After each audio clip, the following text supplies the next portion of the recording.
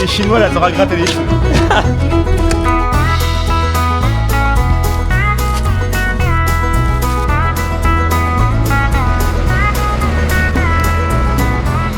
Mais ça va jamais le faire avec le 830 hein. Tu pourrais pas regarder ton application Michelin là pour la bétonnière parce qu'à mon avis on est à 800 grammes là. Ah oui, dans le pneu. Faut mettre à quoi, au moins 2 barres, non? Avec le poids. Bah, on n'a pas le choix, on va essayer, on n'a pas plus gros hein. On n'a pas plus gros. Quand on est mal équipé, on est mal équipé, enfin on fait avec ce qu'on a quoi. Faut les 4. Oh, je pense qu'il y a... Oh non! C'est quoi c'est ça? Oh non! Non, bon vieux! Je mets un peu de gaz, hein, parce que sinon ça va caler. Hein. Attention! Là j'ai de la pression. Hein. Ah. Là il y a de la pression les gars.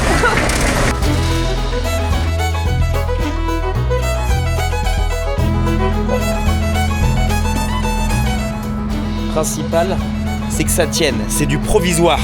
Il va falloir qu'on fasse le plein de fuel, là on a dû tout vider. Hein. Ouais, regarde, si j'ai peur que ça cale. À mon avis, on a dû vider le réservoir à faire ça. Bon non, ça va encore.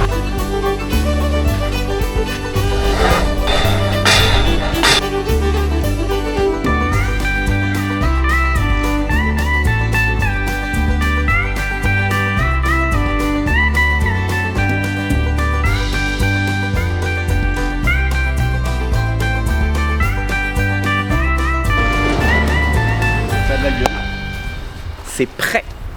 C'est prêt.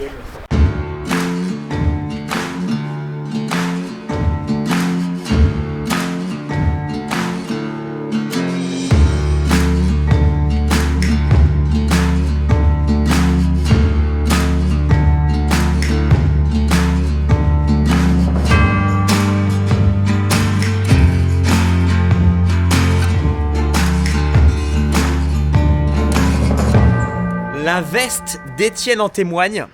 Je suis officiellement éleveur. Je vous en avais parlé il y a quelques mois.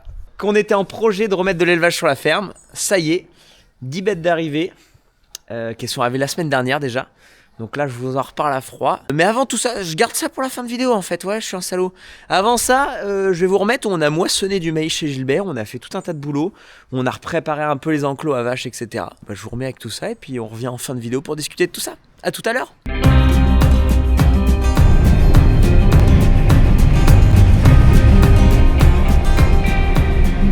Bonjour tout le monde. C'était pas prévu, mais nous voici dans les moissons de maïs grain. 21 octobre. C'est simple, cette année, toute l'année, on s'est dit putain, les maïs, ils vont être précoces. On va avoir fini les moissons de maïs beaucoup plus tôt que d'habitude. Et on n'est pas plus tôt que d'habitude. L'année dernière, même il y a 2 ans, on moissonnait plus au 15 octobre. Mais malgré tout, le maïs est quand même plus précoce. On a eu une super météo depuis. Il a fait beau jusqu'à maintenant où il s'est mis à pleuvoir depuis hier quoi. On était en train de se dire bah ça sert à rien de commencer à moissonner puisque tant qu'il fait beau, c'est toujours des calories de gagner, le maïs qu'on finit de mûrir et c'est toujours des points d'humidité qu'on gagne dans la trémie, donc moins de frais de séchage tout le tintouin. Donc on avait tout intérêt à attendre le plus longtemps possible jusqu'à temps qu'il pleuve pour récolter un maïs le plus sec possible. On était parti en semis de blé, on pouvait pas être partout, mais vu comment ça vole, c'est que ça doit pas être tant humide que ça, donc tant mieux, on verra bien de toute façon à la COP. Mais bref les amis, bienvenue dans la vidéo des débuts des moissons de maïs grain. C'est parti. Le petit sandwich impeccable. Donc là on est chez Gilbert. Pourquoi je dis c'était pas prévu? Parce que on savait pas comment trop prendre le boulot au début de semaine, il se met à pleuvoir. Bon bah il y a du blé à semer chez Gilbert, est-ce qu'on commence à semer du blé? Est-ce qu'on commence le maïs grain? On était plus parti à se dire on se met en route à semer, mais finalement là, donc là on est mardi, jeudi, vendredi, il peut annoncer gros de pluie, donc si tu sèmes du blé maintenant et qu'il vient gros de pluie jeudi, vendredi, bon bah c'est bof. Bah ce matin il y avait un bon soleil, du vent, donc on se dit allez c'est parti, on enquille du maïs, on sème pas parce que s'il repleut gros derrière c'est le bordel, donc allez, on enquille dans du maïs et c'est toujours ça en moins à faire, donc je pensais pas commencer du moisson de maïs, mais de toute façon la batteuse elle était plus que fin prête, j'ai juste dû atteler les becs, faire le plein de fuel et puis nous voilà là. Donc les amis, il y en a 24 hectares à faire chez Gilbert, il y en a 20 à faire chez nous. Donc bon bah, ça s'enquille tranquillement, donc c'est parti.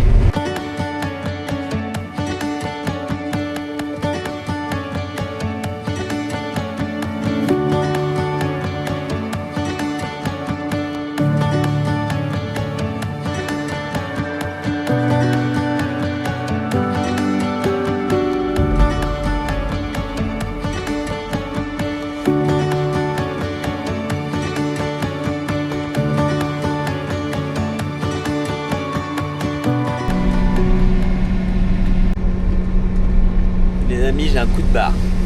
Je m'endors au volant. 8 hectares de fait. J'ai pas repris la caméra parce que voilà, vous avez vu des plans de la belle musique. Normalement c'est les plans, merci à Paul. C'est un jeune du coin là, de chez moi là, et qui était venu me voir plusieurs fois. J'aimerais bien filmer pour toi et tout. Un gars qui est au lycée quoi, qui est en seconde ou première. Voilà, il voulait filmer, etc. Me proposer ses rushs et tout ça, donc il y passe vachement de temps. Donc voilà, certainement que vous avez vu ces rushs, du coup sinon je vous parle pas de ça. Mais du coup c'est cool, ça m'a évité de sortir le drone ou quoi, et de me concentrer mieux au boulot. Donc c'est cool quoi, ça fait plaisir. Donc il m'a accordé un peu de son temps là comme il est en vacances. Conditions plus sèches que d'habitude, on était à 28% d'humidité pour les premières bennes. Donc ça fait plaisir parce que vous dans d'autres régions vous dites normal frérot, vous avez l'habitude de moissonner à 25 ou en dessous de 25. Nous en dessous de 30 c'est bien. J'ai rarement vu des moissonner du maïs en dessous de 30% d'humidité, donc non, ça c'est des bonnes nouvelles. Du coup on a bien fait d'attendre un maximum avant de moissonner, que le maïs mûrisse le plus longtemps possible quoi. J'avance à 6 à l'heure, 6 mètres de large, je suis à 40 tonnes heure quoi, que j'arrive à sortir. Aberrant. Bon après là ça me met 16 tonnes hectare, 15, 14, bon c'est pas vraiment ça, et machin il est pas étalonné, ça va, on n'est pas dans l'est de la France ou du côté de Bordeaux, j'en sais rien. On fait pas des aussi gros rendements quand même, mais à mon avis on doit être quand même aux 120 quintaux humides je pense. C'est quand même un avion cette batteuse hein. Tu lui mets un bec 8 rangs sur la gueule, la condition pas trop humide parce que bon faut pas non plus qu'elle mouline dans la semoule quoi. La biche, aucun regret au moment de l'achat des becs on disait 6 rangs, 8 rangs. Pour l'anecdote de base, on avait signé un bec 6 rangs. Et ils avaient eu un problème sur l'approvisionnement, ils n'avaient pas pu nous le fournir et du coup ils nous avaient prêté un bec 8 rangs en attendant d'avoir nos 6 rangs. Et quand j'ai goûté les becs 8 rangs, j'ai dit mais attends, il a été malin le commercial. Le commercial, je le connais bien, il a été malin, il a fait exprès. Non Marc, désolé, on n'a pas tes becs et tout, je t'en prête un 8 rangs là qu'on a en stock là, et on verra l'année prochaine. Voilà, j'ai signé pour un 8 rangs du coup. Voilà, trop faible. Il a été malin. mais le 6 rangs ça aurait pas été, si ça aurait été adapté, il aurait largement réussi, c'est pas le problème, mais te dire que coûte que coûte tu sors les sous pour acheter des becs. Tu repars à neuf, vaut mieux mettre un petit peu plus pour avoir le confort d'avoir des 8 rangs. Déjà dans des conditions très humides où tu t'embourbes, avoir 8 rangs, comme c'est vachement large, si tu fais des grosses ornières avec tes pneus, comme c'est vachement large, quand tu vas repasser sur les ornières que tu viens de faire à côté, tu vas pas glisser dedans. Je sais pas si t'as compris. Un bec 6 rangs, comme c'est plus étroit, t'es en 4,50 m, tu peux être proche de ta rade, de ton ornière que tu viens de créer, donc tu peux glisser dedans. Là, si j'avais un 6 rangs, ça voudrait dire quoi? Que je devrais rouler plus vite parce que j'ai 2 rangs de moins. Je roulerais pas forcément plus vite parce que la batteuse aurait pas forcément la puissance. Dans le sens où, comme on est quand même dans des conditions où t'es en hiver, c'est un peu mou. Je veux pousser un peu plus le manche, mais comme c'est mou, elle patine un peu dans la semoule et elle n'a pas la puissance pour aller plus vite forcément. Tu vois là j'avance à 5-6 km/h, j'ai 8 rangs, ça voudrait dire à 6 rangs quoi, que j'irai à 8, ça serait un peu trop vite, tu vois ce que je veux dire. Donc là ça va bien finalement d'avoir plus large, d'avancer moins vite, tu fais un aller-retour, tu as fait un trou dans la parcelle quoi. Donc non, aucun regret quoi, ça va super bien. Bref, j'ai pris la caméra pour bander sur mon ensemble, vous le revendre. J'ai commencé à battre à midi, il est 18h, j'ai 10 hectares de bouffée en 3 parcelles avec à chaque fois je vide à l'arrêt, je perds. En fait, j'ai plus de débit de chantier à moissonner du maïs que du blé ou autre, mais finalement j'ai moins de débit de chantier. Je m'explique. C'est-à-dire qu'à l'instant T, là comme ça, je fais plus d'hectares à l'heure. Je suis à 3 hectares et demi à l'heure, ça avance vite.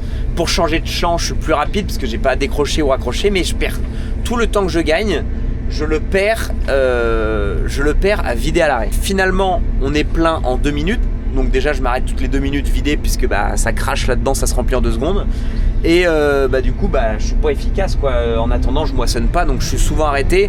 Même si ça prend que 5 minutes à vider la benne, 5 minutes plus 5 minutes plus 5 minutes plus 5 minutes, finalement le temps que j'ai gagné, je l'ai reperdu quoi. À vider à l'arrêt. On vide à l'arrêt parce que on est quand même dans des conditions un peu molles. Voilà, il a plu 5 mm avant-hier, 8 mm hier, même si c'était sec avant. La terre elle a fait un peu mastic quoi, ça va. Bref les amis, je finis cette parcelle là, elle fait 2 hectares et puis après ça sera fin de journée je pense, je suppose. Bon, ça vient de biper arrêt des secoueurs. J'aime pas ça, j'espère que c'est juste un capteur ou qui déconne ou... S'il y a arrêt des squares, c'est qu'il y a une courroie de square qui n'existe plus. Et la courroie des squares, je sais pas où elle est.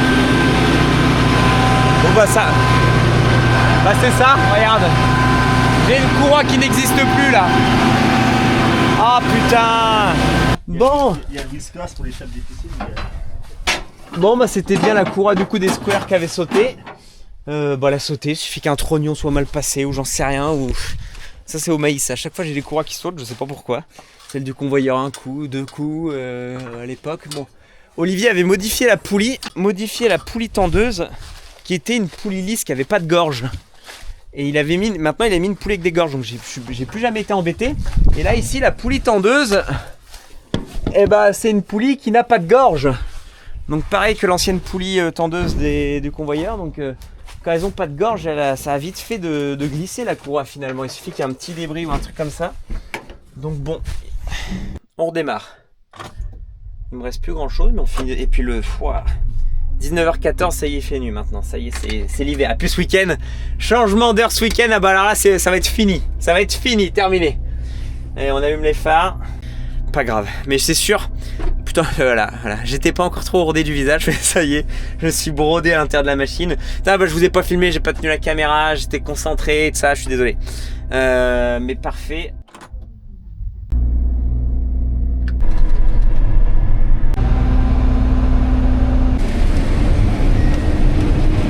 Putain. J'ai acheté une bécane, on peut pas vider en marchant avec. Merde. Pourtant, conditions quand même globalement sèches. Et mais elle a pas la moelle, pas la puissance moteur. C'est simple, c'est 50-80 chevaux pour vider en même temps. Juste ce système de vidange, 50-80 chevaux. Déjà, on est juste là, bah, elle en a plein la gueule. Déjà, les becs à emmener, à entraîner, c'est lourd. Mon pote, quand tu montes 40 tonnes heure, donc déjà tous les organes ils sont pleins, ils en ont plein la gueule. Et en plus de ça, bah, on est dans des conditions sèches, mais c'est pas sec comme l'été, tu vois. Donc là, marcher en vidant, c'est pas possible. C'est pas possible, elle a pas la moelle. On a essayé parce que là, on est plutôt sec, ça va bien. J'ai des super longues longueurs, donc je perds du temps à faire des allers-retours partout. Donc je me suis dit, ça allait bien de vider en marchant, mais pas possible. La batteuse, elle s'est assise direct, j'ai mis en haut. Perte moteur, perte régime moteur et tout. Là, on a les limites de la machine. Bon, là, on est reparti. Bon, une 5003, ça va super, hein. C'est tip top comme batteuse, j'ai rien à redire. Par contre, voilà, il y a 5003, 5004 et 5005. La seule chose qui change, c'est la puissance moteur. Et pourtant, les moteurs ne changent pas entre les machines. C'est-à-dire qu'à la 5005, je sais pas combien de chevaux elle a en plus, je vais dire une bêtise, elle a 100 chevaux de plus. Mais c'est exactement le même moteur que derrière. Ou alors peut-être pas. Peut-être que c'est pas le même moteur, mais la 5004, c'est sûr que c'est le même moteur. C'est exactement le même moteur, sauf qu'elle a 80 chevaux, 60 chevaux de plus. Donc ça veut dire que le moteur est capable d'accueillir plus de chevaux, donc c'est simple. Garantie finie de cette machine. Reprogrammation pour plus de puissance moteur. Merde, voilà, je vous cause. Voilà. Je laisse des rangs, voilà. Il vaut rien ce mec, il vaut rien ce type là, merde. Bon. Je me démonte pas comme ça, moi. Elle me connaît pas la machine. On va réessayer. Non, ça. Je vais rouler moins vite et puis quand même parce que là j'ai des gilets à longue longueur, je pars à un bout et machin, bon même si la benne me suit ou quoi, tu gagnes ton temps quand même. Attention, j'appuie sur le bouton.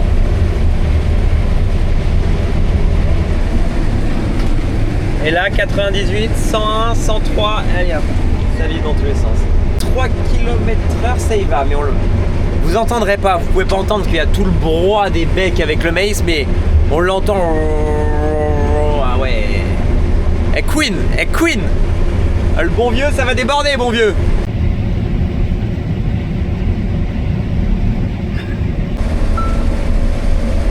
Oula, ça vient de sonner 100% quand je termine. Coup de peau, parce que 100%, c'est 100% mon pote. Grosse parcelle de 8 hectares, bousillée. Et la batteuse, elle me dit 7 hectares 26. Ça va pas, ça. Il a jamais marché le compteur d'hectares. Quand je fais 10 hectares, il m'en compte 9 en fait, tout simplement. Bah, quand j'en fais 100, il en manque 10 quoi. Donc là, tu vois, il me dit, depuis le début de la saison, 213 hectares de fait. Donc ça se trompe de 10%, donc il manque 20 hectares quoi.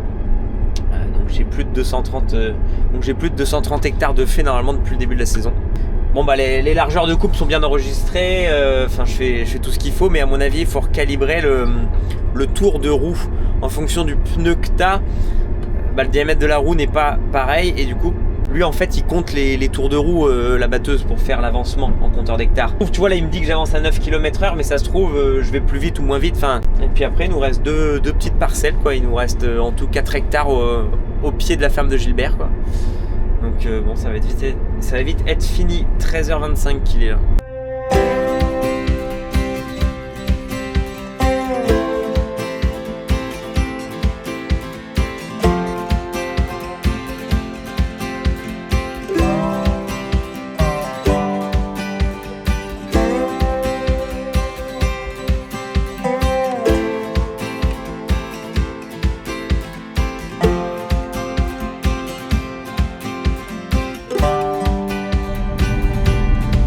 On a peut-être un peu trop chargé les... Merde. Bon, ça y grimpe pas. Là, la dernière parcelle de Gilbert, c'est dans un fond de vallée là et pour y descendre, ça descend fort quoi. Ça descend. 2 ans, même l'année dernière aussi, on remplissait que l'avant, vraiment une trémie à l'avant, puis il remontait avec il remontait qu'avec une trémie, puis ça le faisait. Là cette année, on est dans des conditions beaucoup plus sèches. Donc là, on en a mis une trémie de plus quoi. Mais ça le fait pas. 620 il n'arrive pas à grimper la côte, on le laisse en bas, on le tirera avec un autre tracteur tout à l'heure. Donc là en attendant on prend le 830. Le 830 il n'a pas la même pneumatique que le 620, donc puis il n'a pas les mêmes gamelles, donc il devrait réussir à grimper la côte, surtout avec les nouveaux pneus Michelin là, dégonflés à 800 grammes. Ça devrait y faire du boulot là à mon avis. Comme ça Gilbert fait les navettes avec le 830 et il va directement vider en fait dans un de ses bâtiments, puis on rechargera les tracteurs après correctement pour emmener à la coopérative quoi. Bon, il a bien patiné, mais il y est arrivé. Il y a autant de maïs que dans la benne de Gilbert. La benne est plus lourde, il y a 10 tonnes de benne à vide, mais le 830, une promenade de santé à remonter tout ça. Et voilà, fin des moissons de maïs grain chez Gilbert. Franchement, j'ai commencé la semaine en regardant la météo en me disant de toute façon il pleut tous les jours, donc on s'était dit sous la pluie on pleut pas trop, enfin on moissonne pas trop. Hier on a eu 1 ou 2 averses, aussitôt du soleil. Aujourd'hui une super belle journée. Il a fait super beau aujourd'hui. Hop, on vide la dernière trémie, on remonte les bennes et puis il va falloir remonter le benne qui remonte pas là, le 620 là. Oh putain, je viens de voir ça là. C'est quoi ce merdier?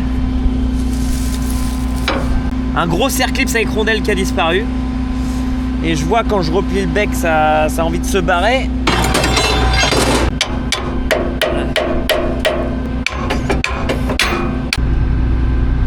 On sent que ça a envie de se barrer, tu vois. En fait, ça veut s'écarter, donc le circlipse à chaque fois, ça doit forcer dessus. C'est pour ça que ça a dû péter. Bon, c'est plié, ça bougera plus. On dépliera la ferme et on réparera. Allez, on va faire grimper le 620.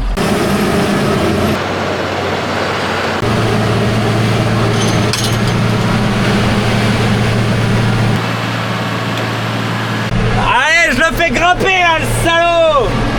Là où il faut 2 tracteurs, le 830 le fait tout seul. Trop fort le 830, juste beaucoup trop fort. Maintenant ça va être au tour de la grosse Bertha. De la bécane. Oh putain, faut pas que je me laisse emballer, putain. Ça penche chef, ça penche. Bon les amis, voilà, depuis que les vaches sont arrivées, voilà, ça fait un peu plus d'une semaine, donc entre-temps on a moissonné le maïs grain chez Gilbert. Donc voilà, nous on a une petite semaine de roulement où à froid je peux vous expliquer tout ça, où on en est, etc. Donc déjà, pour commencer, disclaimer, tout ça c'est provisoire, les installations. Parce que c'est simple, c'est arrivé plus vite qu'on pensait. On recherchait de l'élevage, on était en recherche de coups de race Angus. Je vais vous expliquer aussi pourquoi le choix de la race que là je suis obligé de me poser et de me justifier. Parce que c'est simple, j'ai rien à justifier à personne, mais si je le fais pas, il y en a qui vont le faire à ma place. Déjà, voilà. Et autre disclaimer, s'il vous plaît, arrêtez, on ne sauve pas des vies. Tous ceux qui pensent sauver des vies en faisant de l'agriculture et qui pensent toujours « Eh oui, t'as pas fait ci, t'as pas fait ça », ah c'est bon, arrêtez. Si c'est pour venir critiquer ou que ce soit, mais barre-toi. Vous n'êtes pas obligé de regarder cette vidéo. Je vous ai pas mis des menottes assis sur votre canapé à vous forcer à regarder cette vidéo. Donc si ça vous plaît pas déjà, partez. Et puis soyez indulgents, c'est le départ. Tout n'est pas encore parfait parce que c'est en voie d'amélioration. Là, pour le moment, toutes les installations sont provisoires. J'essaie de faire au mieux. J'ai Stéphane qui est là, qui a de l'expérience. Parce que bon, je dis que je suis éleveur là, au début de vidéo. Je suis pas éleveur, hein. J'ai tout à apprendre. Donc Stéphane va m'apprendre. Et puis si vous avez des choses à dire, soyez constructifs, quoi. Plutôt en mode, hey Marc, j'ai vu ça, un petit conseil ou quoi. Enfin voilà. Si c'est juste pour critiquer, qu'est-ce que tu es? Et toi, le petit merdeux, ça va te faire les pieds. Maintenant, t'auras plus de week-end et les vacances au ski. C'est bon, c'est bon. Je suis grand, je sais gérer ma vie, j'ai pas besoin de babysitters qui sont là à me donner des leçons, donc cassez-vous. Cassez-vous. Bon, bref, petit disclaimer pour les potentiels haters. Mais voilà, donc, je suis fier de vous présenter ça. Moi, je suis fier, c'est la réinstallation de l'élevage sur la ferme. Donc il y a toujours eu plus ou moins de l'élevage. Mon grand-père avait des laitières. Quand mon père s'est installé, il n'y avait plus de laitières. Ils ont fait que du taurillon jusqu'à mes 20 ans. Il y a eu du taurillon de fait jusqu'à mes 20 ans. Donc j'ai quand même connu un peu l'élevage. Bon, c'est quand même complètement différent. Mon père n'a jamais eu à gérer de naissance. Mais c'est le retour de l'élevage. Donc déjà, premier point, pourquoi on en est venu à reprendre de l'élevage? Plusieurs facteurs. Déjà, moi j'ai eu la chance, l'opportunité de récupérer 35 hectares de terre. Dans ces 35 hectares de terre, il y a 8 hectares de labour, 7 de fauche, que je fauche en foin. Et le reste, c'est que de la picane. Enfin, tu vas pas en tracteur. Même pour broyer ou quoi entretenir, tu vas pas en tracteur. On est dans une région, en fait, où c'est le pays d'Auge. Hein. T'as des plateaux en haut, des plateaux en bas, et entre deux, ça monte et ça descend, quoi. Et dans ces endroits-là, pour exploiter, voilà, des bêtes. Hein. Pourquoi c'est une région aussi à élevage? Parce que, voilà, il y a des endroits qui peuvent être que exploités par des animaux. Donc, c'était de se dire, voilà, on a ça, donc quand même, il faudrait remettre des animaux. En plus de ça, ça permet de diversifier l'exploitation, c'est-à-dire que pas jouer tout le revenu de l'exploitation que par le produit des récoltes. C'est bien quand tu fais 2 années à mauvaise récolte avec du mauvais blé, du mauvais maïs, et en plus que les prix ne sont pas là et que les intrants sont plus chers. Bon, je vais pas commencer à pleurnicher que j'ai pas de sous, c'est pas le cas, mais c'est pas mal de pas avoir tous tes œufs dans le même panier, d'avoir une autre source de revenus sur la ferme qui est différente. Donc l'élevage, qui va me permettre d'utiliser les 21 hectares du coup de prairies, de parcs à vaches qu'on a, que j'ai pu récupérer. Et on a l'arrivée du bon vieux Stéphane, qui aussi motive tout ça, parce que moi me lancer tout seul dans l'élevage, j'ai pas l'expérience, je vais pas compter sur le père aujourd'hui qui est prêt à prendre sa retraite, et lui clairement c'est pas du stress qu'il faut avoir en plus. Donc t'as le bon vieux Stéphane qui a changé de vie, qui a déménagé, qui est venu de Lorraine, qui a fait plus de 20 ans, enfin fils d'agriculteur, il a toujours été au milieu des bêtes, il a fait des vaches laitières, après il a fait de l'allaitant, donc il a clairement l'expérience. C'était l'occasion. J'embauche Stéphane, mais c'est vrai que d'embaucher quelqu'un, l'hiver, t'es céréalier, t'as un peu moins de boulot. Il y a un moment, je vais pas le mettre en vacances 3 mois pendant l'hiver, même s'il y a toujours quelque chose à faire, il y a toujours des trucs à bricoler. Ça permet d'avoir un atelier qui occupe l'employé, donc Stéphane. Ça permet je suis désolé, ça va être long, mais je suis obligé de tout vous expliquer là. Ça va être 10 minutes d'explication, mais on est obligé de passer par là. Bref, ça permet du coup de pouvoir employer quelqu'un, qu'il ait un atelier à s'occuper, qu'il n'est pas là à s'ennuyer, et du coup, ça justifie son salaire, ça justifie de pouvoir le payer. L'été, pour les moments de bourre dans les champs, il nous aide énormément, et puis quand il y a moins de moments de bourre, il est quand même là à bosser, puis il y a de l'argent qui rentre à la ferme, et ça permet de justifier clairement son salaire, quoi. Stéphane, il restera peut-être pas forcément tout le temps à la ferme, hein. Lui, c'est quelqu'un il en parlera mieux que moi, je veux pas parler à sa place, mais il me le dit, de toute façon, je vais pas rester toute ma vie là. C'est quelqu'un qui a toujours beaucoup bougé, qui a beaucoup changé de ville dans sa vie, qui a beaucoup changé pas de métier, mais qui a beaucoup bougé, donc il le sait qu'il restera pas des années là. Là, il est dans un moment de transition, il me montre l'élevage, il va m'apprendre. Après, il y aura certainement l'arrivée du petit frère, ça aussi, on verra à la fin de ses études. C'est toujours motivé à venir, le Mathieu. Et du coup, on sera toujours à 2 pour gérer tout ça. Donc voilà la partie motivation de pourquoi se relancer dans l'élevage. Du coup, il y avait plein de feux verts, de choses qui se sont alignées, qui font dire que allez, on y va. Donc on y est. Maintenant qu'elles sont là, donc là oui, elles sont au bâtiment. L'objectif, c'est de les avoir à peu près 3-4 mois ici. L'hiver, tout simplement. Quand dans les champs, ça devient complètement boueux et qu'il fait froid ou quoi, elles sont bien mieux au bâtiment que d'avoir la boue jusqu'aux genoux et qu'elles aient froid. Donc, hop, on les met au bâtiment l'hiver. Et au printemps, mi-mars, début avril, tu les remets au parc qu'on a de 20 hectares là. Tu les remets là jusqu'à temps que ça regadouille trop dans les champs et qu'il faut les rentrer pour l'hiver. Bon là, ça passe encore, hein, c'est pas encore trop humide, on aurait pu les remettre au parc. Mais elles arrivent. Aller les mettre au parc pour les reprendre aussitôt après au bâtiment, tout ça, Période de transition, surtout là, c'est des vaches qui sont prêtes à véler. Donc nous, on veut avoir les vélages sous les yeux pour pouvoir surveiller ça. C'est mieux du coup, bah bon voilà, là c'est la première année, c'est l'arrivée des vaches. C'est plus simple de les mettre directement sous le bâtiment, qu'elles profitent du soleil du matin. Regardez, elles sont bien. On les a sous les yeux pour déjà apprendre à les connaître, parce qu'on les connaît pas. Stéphane en parlera beaucoup mieux que moi. Hein, je lui laisserai peut-être prendre la parole par rapport à tout ça, mais sous les yeux pour apprendre à les connaître, qu'elles s'habituent à nous, etc. Pour surveiller les vélages, ça va être beaucoup plus simple de les avoir là qu'au parc pour aller boucler les veaux, enfin tout le tintouin quoi. Bref, nous voilà ici et la race. Voilà. Pourquoi de la Black Angus? Donc ça, pour ceux qui connaissent pas, c'est une race Angus. Et pourquoi on est parti là-dedans? Bon, déjà première étape, c'est pas du tout parce que j'ai pas du tout pris ça parce que c'est la race à la mode, parce que tu sais quand tu vas dans les cartes de restaurant, c'est marqué steak Angus et ils vendent ça plus cher, soi-disant c'est mieux. Alors bon, certainement que c'est mieux, j'en sais rien. Je suis pas là pour dire c'est de la meilleure viande et j'ai pris ça parce que c'est de la meilleure viande que d'autres races. Bon, moi j'ai pas le palais de chef restaurant étoilé, mais pour avoir déjà goûté de la viande Angus ou d'autres races, une bonne normande, je trouve ça limite meilleur. Enfin, bref, ça c'est les goûts et les couleurs, mais la motivation n'est pas le fait que ça soit la race un peu à la mode, parce que valorisation de la viande, etc. etc. Surtout, il va y avoir débat aussi, c'est que surtout avec le prix de la viande en ce moment, donc déjà c'est pas le moment de se lancer en élevage, que les bêtes, forcément je les ai achetées super cher, parce que là en ce moment le prix de la viande ça coûte super cher. Et vu le prix de la viande en ce moment, c'est intéressant quand la viande vaut pas trop cher. Quand ça vaut pas trop cher le kilo, ça vaut le coup de mieux valoriser ta viande en trouvant des petites débouchées, en vendant du steak Angus, etc. Donc tu la vends plus cher. Là, au prix qu'est la viande en ce moment, tu vas pas faire tant de sous de plus que ça et la valoriser en circuit court. Tu vas plus dépenser de temps et d'énergie que de la vendre directement au COP ou je sais rien quoi. Bref, du coup, pour le moment, peut-être qu'on la valorisera plus tard. Pour le moment, c'est pas la priorité. Déjà, la priorité, c'est de gérer l'élevage. Et puis, une fois qu'on sera à l'aise et qu'il y aura un roulement, peut-être qu'on valorisera la viande. Bon, c'était en discussion avec Stéphane sur quelle race se lancer. Bon, déjà, comme a bien dit Gilbert, parce que Gilbert aussi va être de très bons conseils, lui qui est éleveur, a très bien dit Gilbert, faut se lancer dans une race qui motive l'éleveur. Stéphane, il a fait du charolais, il a fait de la limousine, bon il a fait le tour, il avait envie d'avoir quelque chose qui le motive, une nouvelle race à essayer. Donc là tu as la race Angus qui est une plus petite bête que charolais ou que limousin, donc ça peut mieux se manipuler, c'est plutôt calme, donc moins dangereux, pour les manipuler c'est toujours pareil, il n'y a pas de cornes, et ça c'est un gros facteur, NS sans cornes.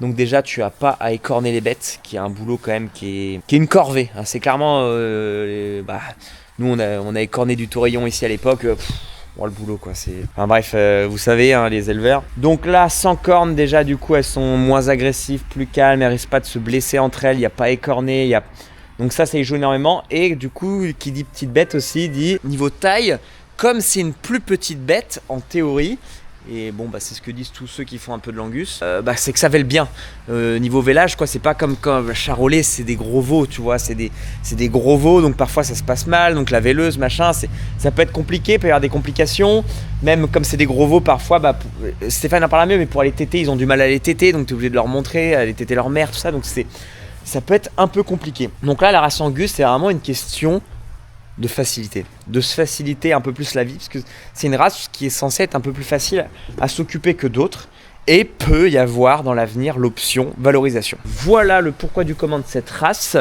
parce que bon, il y a des pros charolais, des pros limousines, des pros, je suis en Normandie, je devrais faire de la normande quoi, mais de partir sur ce type de bête qui, pour moi, un jeune novice, pour être plus simple. Puis on a été voir quelques élevages, merci à ceux qui nous ont accueillis. Donc Stéphane, avant de déménager ici, il avait été voir 2 élevages d'Angus dans l'Est. Nous ici, j'ai été voir un élevage du coup de la sœur d'un ami à nous, merci Arthur, qui nous a emmené voir l'élevage de sa sœur. On avait passé un dimanche entier quasiment, où elle nous avait présenté les bêtes, comment ça se passait, etc. Donc elle nous avait bien parlé de la race, bien présenté. Elle nous avait conforté dans le sens que ça reste de l'élevage. Je dis pas que ça va être facile, mais que voilà, ça va bien de l'Angus. Et un autre aussi voisin agriculteur là, j'ai un voisin agriculteur qui fait un peu d'Angus, qui était venu faire un tour de batteuse cet été, qui fait de l'Angus, qui fait de la limousine, bref je saurais pas dire à sa place ce qu'il fait d'autre, et il m'a dit clairement, Marc, toi qui te lances dans l'élevage, oui vas-y sur de l'Angus. Ça devrait être un peu plus simple. Donc voilà. Donc là oui, tout est provisoire là, hein. Je reparlerai aussi de nos aménagements, je vais vous montrer un plan 3D. de comment on va aménager clairement le bâtiment. Donc là, elles sont sous le bâtiment à paille. On a réservé 2 travées pour 10 bêtes, avec 10 veaux qui vont arriver, hein, avec un parc à veaux. Tiens, je vous parle tout de suite de l'aménagement. Les murs, ce sont les T. Ça sera comme ça, il y aura les T. Et on a acheté des cornadis. Donc des cornadis qu'on va mettre devant. Et avec les auges cette fois-ci qui ne seront pas à l'intérieur mais à l'extérieur. Donc là il n'y a qu'une seule auge parce que c'est des auges de 6 mètres et les 2 passaient pas, mais quand il y aura les cornadis les 2 passeront. Là-bas il y aura un parc à veaux. Du coup il y aura une petite zone où les veaux auront accès, pas les vaches, et les veaux pourront aller comme ils veulent. Parce que parfois les veaux ils aiment bien être un peu tout seuls, donc ils pourront aller s'isoler s'ils ont envie pour être tranquilles des vaches, et puis ils pourront aller voir leur mère quand ils veulent. Et puis nous, même avoir un parc à veaux, ça peut nous faciliter pour parfois si on veut manipuler les bêtes. Donc quand on aura les cornadis on pourra les bloquer, etc. Quand on voudra manipuler des bêtes ou séparer des lots, on aura un jeu de barrière derrière où on pourra jouer avec ça si on a besoin de séparer pour faire des soins ou quelconque chose. Le matos d'élevage là, enfin le matos, comment on appelle ça, les tubulaires, le tubulaire, ouais, c'est ça. Le tubulaire, donc fallait bien partir du coup sur une installation. Il n'y a pas que les vaches à acheter, il y a aussi toutes les installations. Donc c'est pour ça que je vous dis que tout est provisoire, parce que tout est là. Tout est là. Et on travaille avec Monsieur Cosnet. Bon, il y a plein d'autres marques, il y a Jourdain qui est connu, non c'est ça, c'est Jourdain, bon bref. On est parti chez Cosnet, j'ai mon commercial de chez Classe qui était passé à la ferme au moment où j'avais été visiter les vaches en disant putain, je vais devoir acheter des choses en urgence. Il me dit attends, bouge pas. Nous chez SM3 on a un gars de chez Cosnet, et c'est son boulot. Il m'a filé son téléphone. Et super content, donc il n'y avait pas débat, c'est-à-dire que le gars, on le sait au téléphone, je lui ai montré une photo du bâtiment, un petit plan vite fait, il m'a fait un plan 3D, il m'a dit écoute je te conseille ici, ça, super à l'écoute machin, je lui ai dit écoute de toute façon on va essayer de partir sur le mieux pour les bêtes, super, il m'a fait le devis réactif parce que là tout s'est fait dans l'urgence, donc merci à lui qui a été ultra réactif parce qu'en fait je l'ai appelé, je lui ai dit écoute voilà il me faudrait du matos d'élevage. D'accord, ok, les bêtes elles arrivent quand? La semaine prochaine. D'accord, bon voilà, c'est sûr que là c'était impossible en termes de délai de livraison, le temps qu'on valide tout et tout ça, donc c'est pour ça qu'en urgence on a fait nos barrières etc, mais c'est pas du tout définitif. On a été du coup là, les barrières que vous avez vues qui sont en place c'est chez Agrial, la note Agrial juste à côté, on y a été, on a pris 2 barrières, un poteau, puis on a fait ça en urgence, mais voilà, on aura toutes nos belles installations du coup.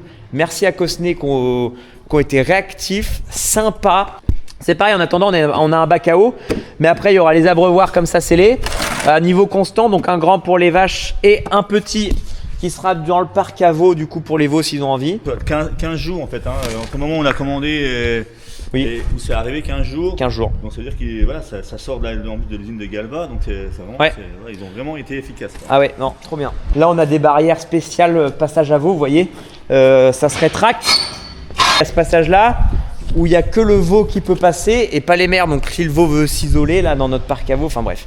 On verra tout ça, mais alors attention, c'est pas en partenariat. Je dis, il n'y a pas le truc publicité ou parce que j'ai pas eu d'avantage financier, j'ai pas eu de machin, j'ai pas appelé le gars en disant ouais, je suis marque A2C, viens on fait un truc ensemble. Non, j'ai au téléphone, on s'est mis d'accord, on a signé le devis et il n'y a jamais eu question de oui, mais si je te passe en vidéo, non. Donc il n'y a pas de partenariat. Donc ça aussi, je vois déjà les 2-3 rageux arriver. Eh, mais regarde, il a eu ça gratuit. Non, j'ai payé comme tout le monde. Juste, ils ont été vachement réactifs. Alors, peut-être que ça y jouait, peut-être qu'ils savaient que j'étais. Ils savaient, ils s'est dit oh putain, non, mais ils savaient que c'était vachement urgent, mais bon. Du coup, là, on va pouvoir monter ça tranquille. Oui, aussi, que j'ai pas parlé, quels sont nos objectifs avec ce troupeau-là. Donc, vache allaitante, race à viande, pour faire de la viande. Donc, le but ici, c'est que elles sont toutes pleines, elles vont toutes faire des veaux. Bon, si on suit les lois de la probabilité, il y a 5 mâles, 5 femelles. Que les mâles broutards à 8-9 mois, les vendre. Et bon, on a la rentrée d'argent. Les 5 femelles, ça fera 5 femelles de plus pour faire des veaux qu'on va élever. Donc après, on montera à 15, comme là on a 10 femelles, on montera à 15 femelles et puis peut-être à 20. Et puis voilà. Donc comme ça, augmenter petit à petit le cheptel. D'avoir, quitte à monter un atelier, quitte à se mettre la contrainte en termes de temps et d'énergie, autant se la mettre pour 10 bêtes ou 20 bêtes, c'est pareil quoi. Enfin, c'est pareil, il y aura plus de vélage, t'as compris.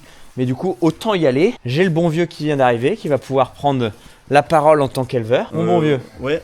Alors, qu'est-ce que tu as à dire, toi? Avant d'être céréalier, là je suis arrivé en tant que plus céréalier avec Marc, mais mon métier moi c'était vraiment de l'élevage, je faisais du lait en Lorraine et effectivement donc l'idée de monter le troupeau c'est au moins de valoriser Tes compétences. Mes compétences d'éleveur. On a les réflexes de l'éleveur, voir si elle fait pas, voilà, si elle déclenche pas une mamite, voir si elle a bien délivré, tout ça, c'est voilà, ça marque aujourd'hui. Il l'acquiert pas, mais voilà. C'est comme je dis, voilà, quand je vous dis au début, ça y est, je suis éleveur, non. Non. Voilà, il a encore pas assisté à un vélage. Sur les papiers, j'ai un numéro d'élevage, mais voilà, bon, Marc, en fait, j'ai l'impression qu'il se fait, il a la trouille du vélage. Et le vélage, tu vas voir, ça va. À part le jour où on va tirer le veau avec une véleuse, tu vas voir. Et puis après, le but c'est d'agrandir le cheptel. Quand on démarre le Bobcat pour mettre une botte de paille pour 10 bêtes ou pour en mettre pour 50, oui. On prendra pas plus de temps. Faut y aller, quoi. Faut y aller. Donc aujourd'hui, effectivement, oui, il y a la place pour en faire plus. Bon, je pense que Marc aujourd'hui, il a plein d'ambitions. C'est un jeune qui est talentueux et il a plein d'ambitions. Ah si, t'es talentueux quand même. Va se faire le con sur les vidéos, je suis talent, mais après pour le reste. Non, mais c'est quand même être sérieux quand il faut être sérieux. Voilà. Je vous le confirme. Ouais, parce que c'est vrai qu'il y a aussi cette image souvent qui peut revenir. C'est quoi ce trou de balle là pour...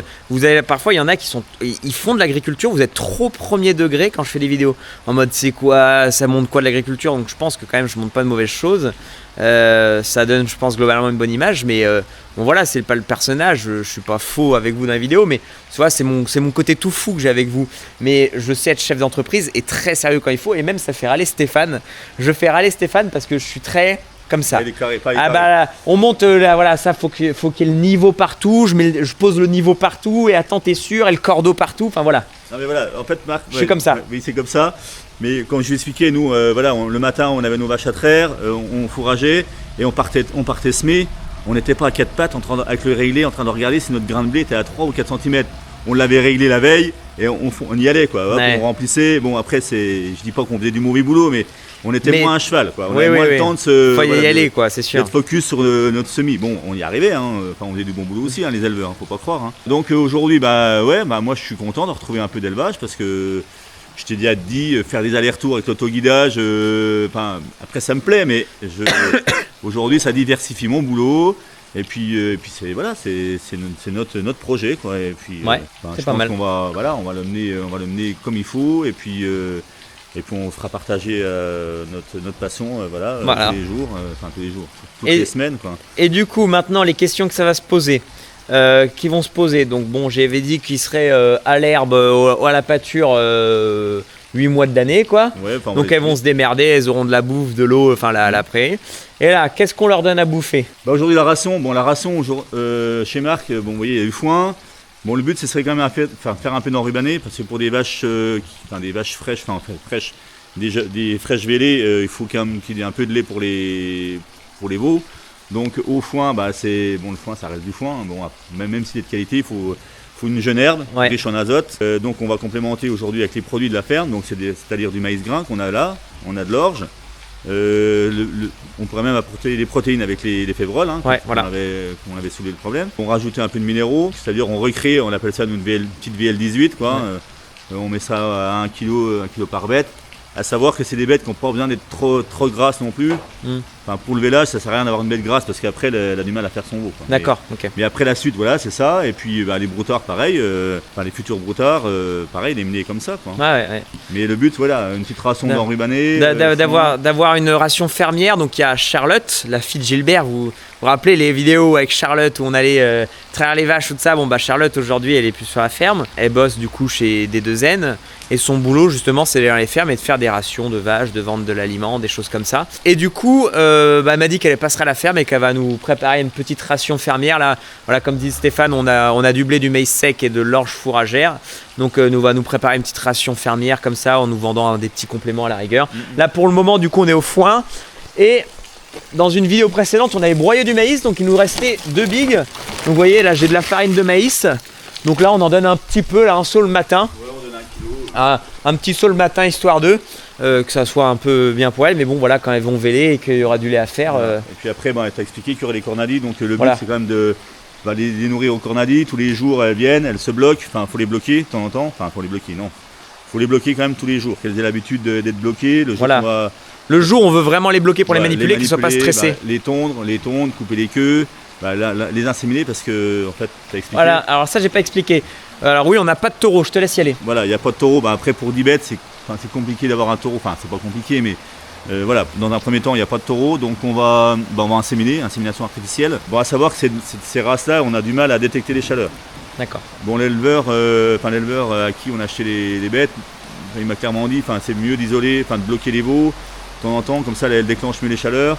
Même faire une cure de vitamines pour vraiment bien détecter les chaleurs. Et puis après l'IA, après en Angus il n'y a pas forcément un grand panel de taureaux, mais au moins l'IA. Et dès l'instant où on fait de l'IA, c'est plus facile pour les dates de vélage. C'est ça. Parce que ça j'ai pas causé du coup, si j'ai dit vite fait, nous l'objectif c'est de faire véler ici. Après chaque éleveur fait ce qu'il veut, mais c'est plus facile de faire aujourd'hui. Il y a certains qui préfèrent faire véler au printemps, comme ça les veaux sont à l'herbe, les vaches ont du lait, ça pousse mieux. Et puis après les broutards, limite ils les rentrent là 9 mois après, ils sont sevrés quand ils rentrent. Nous après, question de boulot, c'est plus facile qu'elles vèlent là au bâtiment. Une fois que les gros travaux sont terminés, elles sont là. Pour la surveillance, c'est plus facile. C'est ça.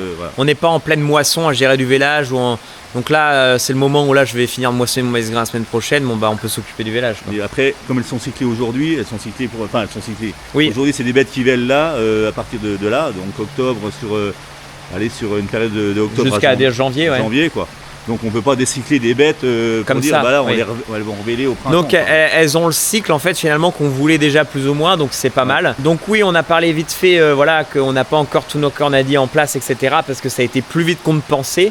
C'est-à-dire que comme je disais, on avait fait des recherches, etc. On avait lancé des personnes, donc on travaille avec Origène Plus, qui nous ont trouvé un éleveur de confiance avec, ils ont su trouver ce qu'on voulait. Sauf que nous, dans notre tête, c'était...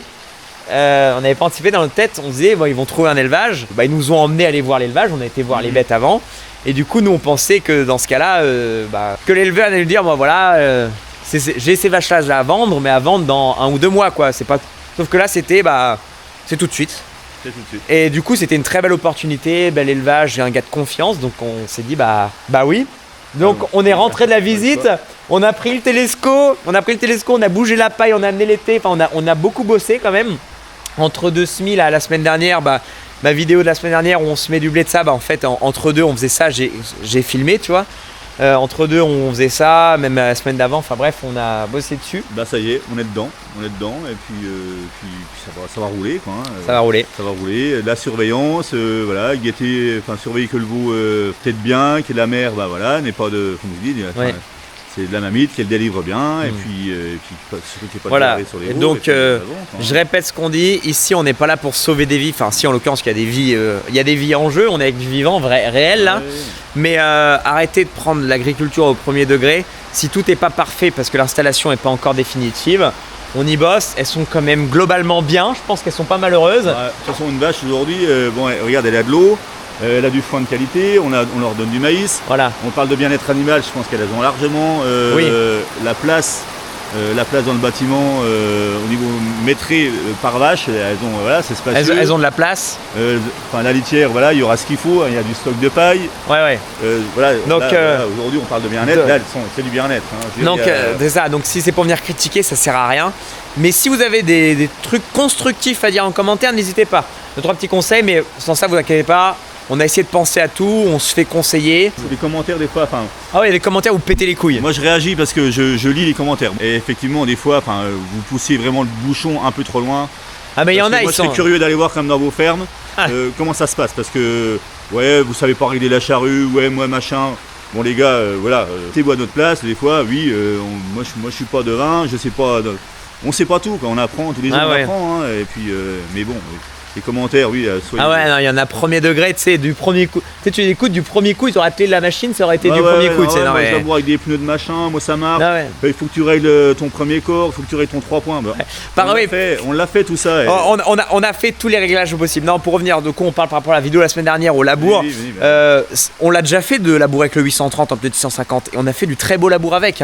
C'est pas le problème. C'était sec. Mais là, notre plus gros facteur limitant, c'était du béton dans les rades de pulvée. La charrue ne plantait pas. Dans les fourrières, la charrue ne plantait pas.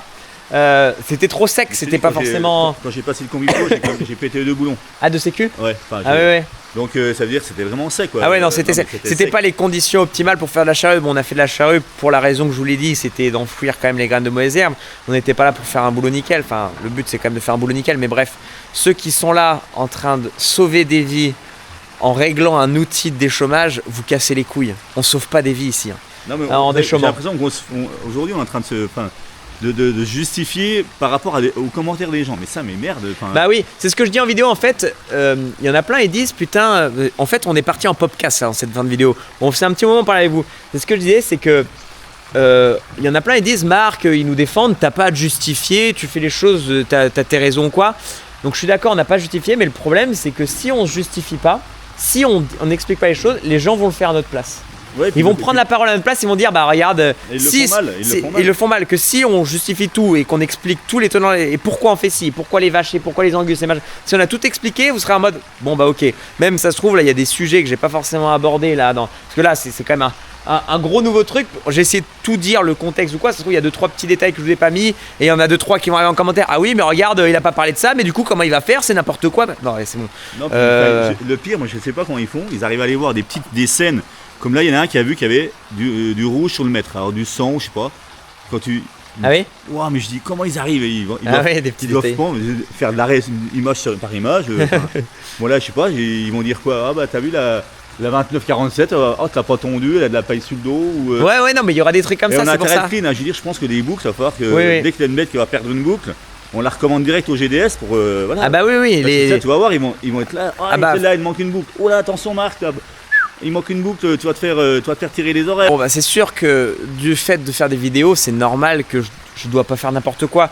Je dois entre guillemets montrer l'exemple, c'est-à-dire que je peux pas demain faire tout et n'importe quoi, pas boucler un veau et me dire c'est bon. Enfin, tu vois ce que je veux dire, c'est que aujourd'hui on se lance là-dedans, je dois être d'autant plus vigilant en faisant des vidéos. Enfin, même s'il n'y avait pas de vidéo, j'essaierai d'être le plus carré possible et de faire le mieux. Mais sachant que c'est en vidéo, je fais d'autant plus attention parce que je sais que derrière, j'ai pas le droit à l'erreur avec vous. Et puis c'est normal aussi, on peut pas montrer n'importe quoi. C'est évidemment, bref. Ça va être clean, hein. Attends, je crois qu'on n'a pas fait parce que là, et on a commencé. Voilà, le carreau du télescope était ouvert. Parce qu'il pleut. Oh putain de merde. Oh ouais. Putain, je pensais qu'il était fermé parce que j'ai commencé mes explications d'élevage. Il faisait beau, il y avait le soleil là, et il s'est mis, voilà, vous avez vu les trompes d'eau. Par contre, j'espère qu'on entend bien niveau son parce que ouais, les trompes d'eau ça faisait pas mal de bruit. Et voilà, bon, je pense qu'on a fait le tour. Donc là, le bâtiment à paille, vous voyez, j'ai mis de la paille là comme ça.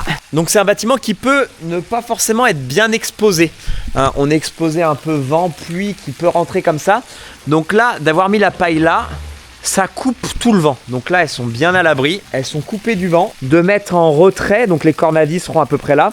Parce que quand il pleut, quand ça chasse, que bah la pluie ne tombe pas dans l'auge, quoi. Hein. C'est ça? Bah c'est mieux, parce que bouffer du foin à mouiller, bon, ça va être bof. Non mais voilà, donc bon, voilà, si vous avez des choses à dire, c'est cool. Mais par contre, on prend toutes vos critiques, mais constructives. On les prend. Mais que ce soit constructif, quoi. Voilà. Faut vous dire, voilà, bah tiens, oui... il y a peut-être un truc qu'on n'a pas pensé, oui, nous le s'il y a un truc qu'on fait mal, c'est pas exprès ou c'est pas parce qu'on est des trous de balles. Enfin, bon, c'est bon. Il y aura des puristes en race Angus, il y en a. Voilà, et j'espère que ces puristes-là vont nous donner des petits trucs pour que justement on puisse, leur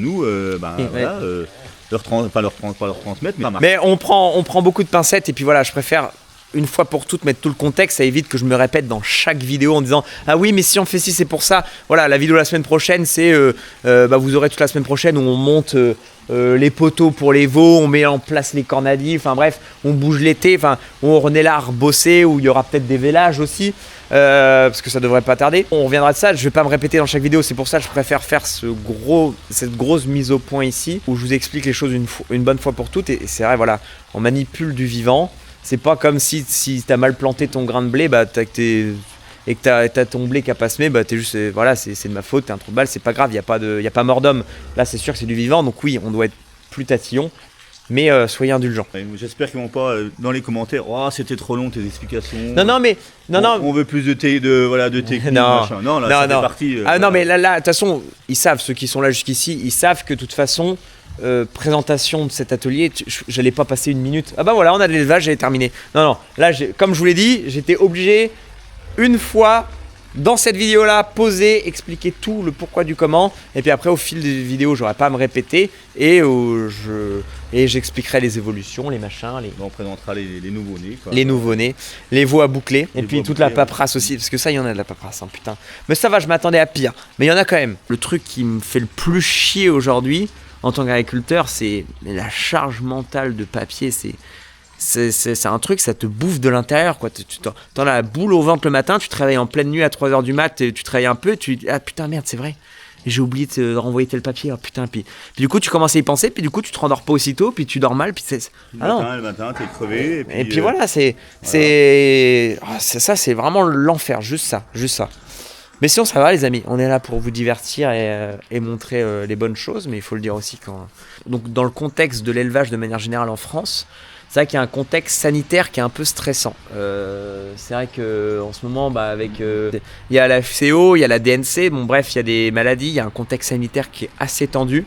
Des copains, voisins éleveurs ou dans d'autres régions, collègues, qui malheureusement, il y a l'abattage général du troupeau, donc ça doit être un enfer. Ça doit être un truc dur à vivre, enfin bref. Il y a un contexte dans l'élevage qui n'est pas forcément drôle en ce moment. Donc nous, on se lance là-dedans où faut faire attention. Même en faisant attention, de toute façon, c'est comme ça, hein, ça tombe dessus, c'est chiant. Mais voilà, il y a le contexte sanitaire. Je voulais juste avoir un ou deux petits mots pour dire oui. Force à tous les autres. Soutenir les éleveurs. L'élevage, ça reste quand même un des métiers quand même le plus difficile. Hein. Ouais. Je dis pas que céréalier, c'est ou la coulée douce, mais l'éleveur, c'est matin, l'avoir vécu, c'est matin et soir. Et c'est toute l'année. C'est ça. Et puis encore nous, c'est ce que je disais, je sais plus si je l'ai dit, mais voilà, encore nous on se relance dans l'élevage, mais c'est pas non plus le boulot d'un laitier. On n'a pas la traite matin et soir, voilà. Bon, malgré que il faut quand même les fourrager le matin, les fourrager le soir.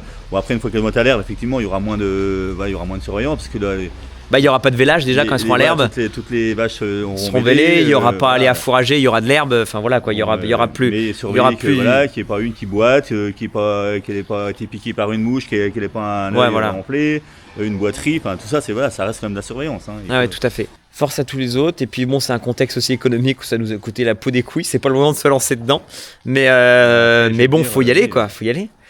Faut y aller et puis c'est tout les amis, je pense qu'il va être temps de conclure cette vidéo. On attend vos commentaires et on attend votre bienveillance sur tout ça. Je suis jeune, j'ai toute la vie devant moi, j'ai mon petit frère qui va certainement s'installer avec nous. Il y a un moment, moi je suis comme ça, c'est tout ou rien. C'est soit tu fais les choses, soit tu le fais pas. Un engagement partiel est un engagement mort-né. Tu te fais pas les choses à 50%. Si tu y vas, c'est pour les faire à 100%, sinon tu feras mal. Bref. Sur cette bonne parole, mon bon vieux. Et ma foi, on va leur souhaiter bon appétit parce que déjà il est déjà 12h15, Marc. Et puis voilà. Merci.